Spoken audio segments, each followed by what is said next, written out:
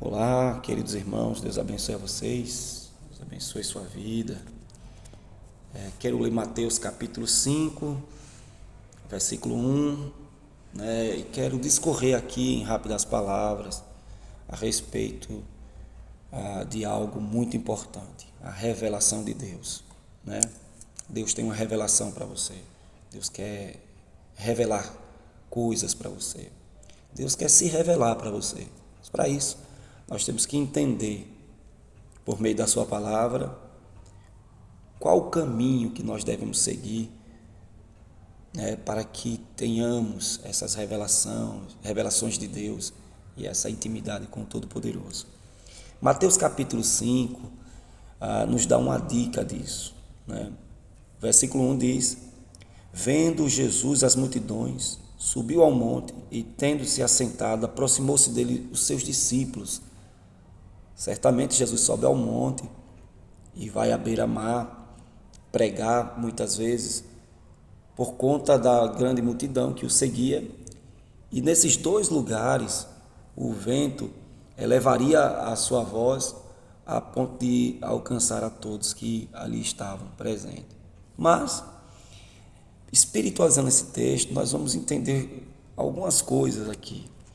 A primeira delas, e eu acho isso muito importante, é que para o Senhor começar a falar sobre as maravilhas do seu reino, para o Senhor começar a falar sobre, de fato, o que é o reino de Deus, ele sobe a um lugar alto e aí os seus discípulos se aproximam, e isso indica que, para obtermos a clara percepção do reino dos céus, a gente tem que ir a um nível mais alto com ele.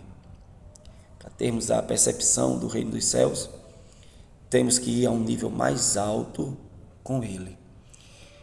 Isso remete-nos a pensar o seguinte: corroborando com essa ideia, a carta aos Hebreus, peguei aqui uma Bíblia maior, aos Hebreus capítulo 5, verso 14, nós vemos ali uma repreensão, uma repreensão. Por quê? Porque aquele povo, naquela determinada época, a exemplo do nosso povo, nesta época, eles estavam acomodados com o que eles haviam aprendido. Então vemos aqui, por exemplo, capítulo 5 de Hebreus, versículo 12: Porque deveis já ser mestres pelo tempo, ainda necessitais de que vos torne a ensinar quais são os primeiros rudimentos da palavra de Deus, e vos haver feito tais que necessitais de leite e não de sólido mantimento. Então percebe-se aqui que a repreensão é pelo fato deles não terem amadurecido, certo?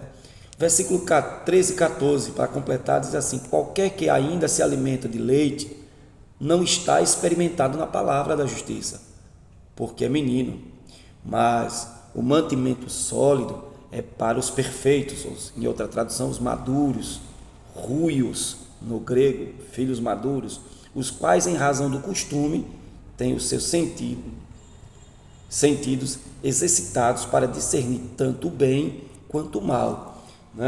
As pessoas acham que sabem discernir o certo, o errado, o bem e o mal, mas para isso tem que haver maturidade espiritual. Não adianta a gente entrar aqui no mérito do que é o mal, do que é o bem, no sentido amplo da palavra, porque aí o vídeo ficaria muito longo. Mas há muitas pessoas que leem a palavra e estudam a palavra com percepções ou com conceito pré-concebido. Elas vão ler a Bíblia já pensando naquilo que elas querem encontrar. E, segundo alguns estudiosos da palavra, alguns exegetas, para quem não sabe, o exegeta é aquele que estuda matérias específicas da Bíblia e outras matérias seculares para argumentar em favor da fé cristã, da fé evangélica, da fé bíblica. São chamados apologetas ou apologistas, depende aí de como você queira. Mas os apologetas dizem o seguinte, que a mãe de todas as heresias, aspas, é a Bíblia Sagrada. Por quê? Porque quando alguém vai ler a Bíblia sem instrução do Espírito Santo e de pessoas inspiradas, ou melhor, pessoas instruídas por Deus, ela acaba vendo na Bíblia aquilo que ela deseja ver, tá certo? Porque texto fora do contexto é um motivo para um pretexto. Então há muitas pessoas também que partem para a leitura da Bíblia Sagrada com motivações completamente fora dos padrões divinos, né? Pessoas que querem enriquecer a qualquer custo, pessoas que querem se tornar mentores, né? Hoje, numa linguagem mais atual, coach, né? Usam princípios da palavra de Deus, mas quando na verdade essa não deveria ser a motivação primária, né? A nossa motivação, maior motivação é Deus, é salvação em Cristo. E aí o salvo, ele está apto a prosperar e a ser curado e abençoado em todas as áreas. Então a gente vê isso, né? Exatamente isso.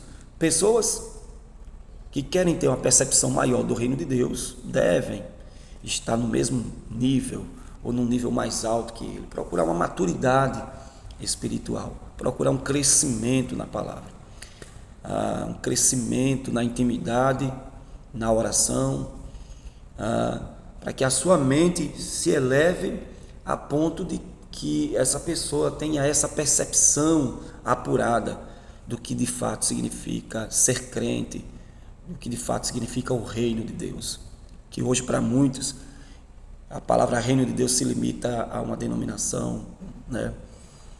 E a usos e costumes, e enfim. Mas o reino de Deus é o governo de Deus sobre o seu povo, e isso tem uma abrangência muito grande, e isso fala-nos de tantas e tantas maravilhas que Deus tem para nós. Que Deus abençoe a sua vida e que você procure elevar a sua mente, o seu coração, a sua fé a um nível mais alto junto com Cristo Jesus. Deus abençoe.